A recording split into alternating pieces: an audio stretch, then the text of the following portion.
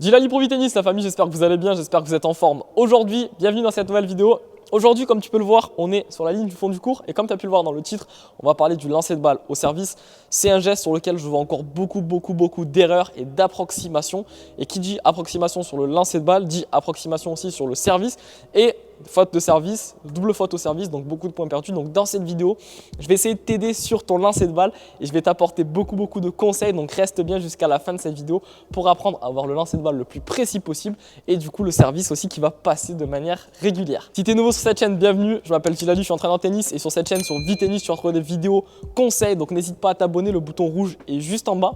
Et en ce moment, je t'offre une masterclass gratuite sur le service où je t'apprends les techniques des pros au service. C'est gratuit, le lien est juste dans la description. Donc on va parler du lancer de balle dans cette vidéo et la chose la plus importante pour moi avant de parler de tout ce qui touche au lancer de balle, c'est déjà de partir d'une bonne prise de balle. La prise de balle ici optimale pour le lancer de balle, ce qui va se passer, c'est que on va prendre la main comme ça. On voit ici, on a les phalanges, on a ici la paume de la main. Il y a des joueurs qui prennent la balle avec le bout des doigts. Ça, je ne recommande pas. D'autres joueurs qui prennent la balle ici de manière ferme, où ils vont venir serrer ici la balle avec la main, ça aussi je ne recommande pas. Ce que je vais te recommander, c'est de venir ici positionner la balle, comme je t'ai dit, sur le bas des phalanges, ici, et de venir fermer la main. Pour trouver ici ce repère, je t'invite par exemple à ouvrir ici ta main et à venir laisser la balle à l'endroit où elle s'arrête en venant faire ici un creux avec ta main. Et tu vas voir qu'elle va s'arrêter sur le bas des phalanges et c'est l'endroit où on va prendre la balle du coup pour le service. Donc on va avoir une prise de balle pour le service comme ça. Donc ça, c'est comment tenir la balle. Ensuite, on va parler du lancer de balle et pour moi de la règle fondamentale sur le lancer de balle. Peu importe le service que tu veux faire un lift, un service à plat ou que tu veux faire un service slicé, dans les trois cas, ce qu'on doit voir, c'est que le lancer de balle se retrouve à l'intérieur du court, donc après la ligne de fond du court. Pourquoi? Parce que ce qui va se passer, c'est que si on a un lancer de balle derrière, donc si on a un lancer de balle ici en arrière, pour venir ici rebasculer de l'énergie vers l'avant, c'est pas possible parce qu'on va se retrouver ici avec un plan de frappe du coup ici, donc on va se retrouver à frapper la balle ici. Et ici, pour venir remettre de l'énergie, c'est impossible. Donc voilà la raison pour laquelle on veut retrouver sur le service un lancer de balle dans le terrain, ce qui va nous permettre ici de venir basculer vers l'avant et de venir ici mettre de l'énergie et passer du coup de l'autre côté de la ligne au moment du service. Ce qu'on peut remarquer, je te mets des images à l'écran, des images de professionnels, donc par exemple de Nadal, de Djokovic ou de Federer au service. Lorsqu'ils font leur lancer de balle, ce qui se passe, c'est qu'on peut très bien voir qu'après avoir frappé la balle au service, ils se retrouvent à tomber dans le terrain avec leurs pieds. Pourquoi? Parce que le lancer de balle a été dans le terrain, donc a été devant la ligne de fond du court. Ça, c'est la règle numéro 1. La règle numéro 2, c'est qu'au niveau du lancer de balle, ce qu'on peut observer, c'est que pour obtenir, comme on a dit ici, ce lancer de balle dans le terrain, il va falloir lâcher la balle à peu près au niveau des yeux. Donc on vient lâcher la balle au niveau des yeux et ce qui va nous permettre d'avoir un lancer de balle qui tombe généralement dans le terrain. Si on lâche la balle trop derrière, donc si on la lâche à peu près, on va dire une tête au-dessus de notre tête, ce qui va se passer, c'est qu'on va avoir des chances ici de basculer avec la balle vers l'arrière. Il y a beaucoup de joueurs pros qu'on peut observer qui se retrouvent ici avec le bras super tendu au moment du service. Mais ce qu'on peut remarquer, c'est qu'au moment où ils lâchent la balle, ils se retrouvent bien tous à lâcher la balle à peu près au niveau des yeux. Parce qu'en lâchant la balle ici au niveau des yeux, en ouvrant ici la paume de la main, on va se retrouver avec la balle qui va avoir une trajectoire qui va rester ici dans le terrain et on va dire le long de notre bras au moment du lancer de balle. Donc ici, on va la lâcher à peu près quand on va être parallèle quasiment au sol. Et étant donné qu'on la lâche parallèle au sol, elle va rester ici dans cette trajectoire où elle va se retrouver en avant du court. Donc ça, c'est la règle aussi à retenir. Au niveau du lancer de balle, on essaie de lâcher la balle à peu près au niveau des yeux afin d'avoir à chaque fois un lancer de balle qui tombe dans le court. Autre chose, là par contre, je vais parler d'une erreur que je peux voir sur le lancer de balle. Je vois des joueurs qui se retrouvent ici à faire le lancer de balle et lorsqu'ils arrivent au niveau des yeux, ils vont bloquer leurs bras ici et ce qui va donner un lancer de balle ici qui va être approximatif. On va se retrouver des fois avec un lancer de balle qui est trop devant, des fois on va se retrouver avec un lancer de balle qui est trop derrière et en fait, cette erreur-là, c'est parce que ces joueurs-là n'accompagnent pas ici le lancer de balle avec la main. Le lancer de balle, c'est comme un coup au tennis, il faut venir ici, l'accompagner et venir accompagner la balle Pareil que lorsqu'on fait un coup droit. Lorsqu'on fait un coup droit, on ne vient pas faire ça. On ne vient pas arrêter le bras lorsqu'on fait un coup droit. On vient ici chercher de l'amplitude de manière à avoir un contact balle-raquette prolongé de quelques millièmes de seconde qui va nous permettre d'avoir un contrôle sur la balle. Sur le lancer de balle, c'est la même chose. Il faut venir poursuivre pour avoir un lancer de balle constant qui va nous permettre d'avoir après un service qui va être lui aussi constant. Donc au niveau du bras, on ne vient pas arrêter le bras, on vient prolonger le bras.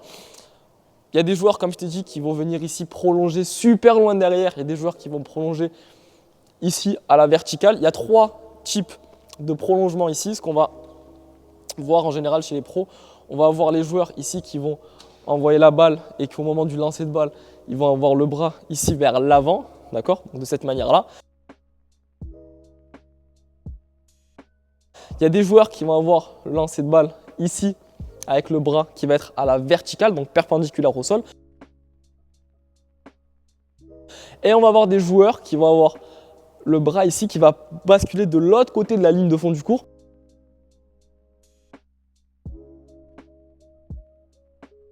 Les 3 sont corrects, mais par contre, moi je te préconise ici le lancer de balle où tu vas avoir le bras qui va rester quand même dans le terrain, qui va rester vers l'avant. Pourquoi?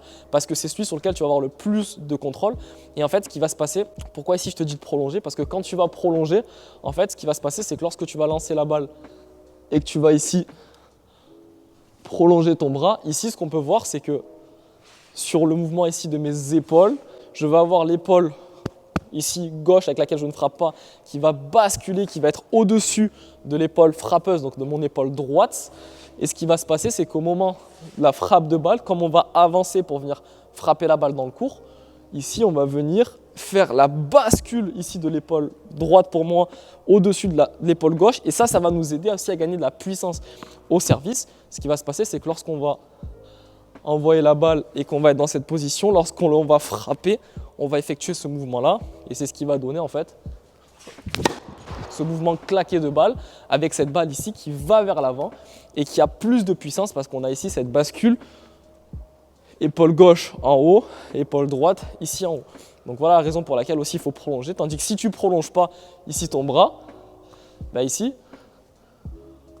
tu vois bien que mes épaules elles sont quasiment au même niveau. On n'a pas trop l'épaule gauche qui est au-dessus de l'épaule droite. Donc ça aussi, c'est un petit conseil en plus à rajouter dans ton lancer de balle. Autre chose sur le lancer de balle, ce que je peux voir aussi, il y a une erreur, c'est qu'il y a des joueurs ici qui, au moment du lancer de balle, viennent faire, je vais me rapprocher comme ça tu vois bien, qui viennent faire rouler la balle ici comme ça, donc vers l'avant, ce qui donne ici cet effet de balle qui roule.